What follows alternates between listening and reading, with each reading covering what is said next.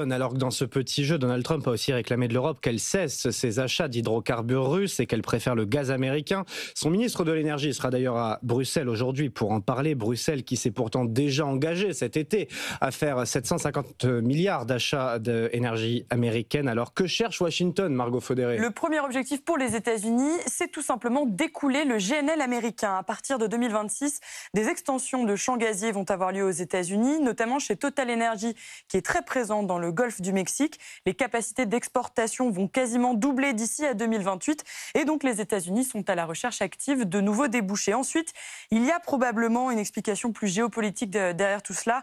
En fait, l'idée pour les États-Unis, c'est aussi de défendre leur propre GNL face aux autres pays producteurs et en particulier face au Qatar qui a prévu d'augmenter sa production. Mécaniquement, pousser les Européens à se fournir davantage auprès des États-Unis, cela veut dire réduire les parts de marché pour les autres. Mais alors, 750 milliards d'achats énergétiques, ça va être quand même très très chaud. En l'état, ça paraît totalement inatteignable. C'est vrai que l'Europe a beaucoup augmenté ses achats auprès des États-Unis ces 3 dernières années. Sur les 5 premiers mois de l'année, nous avons importé 32 millions de tonnes de GNL américain. C'est 49% de plus que l'année dernière.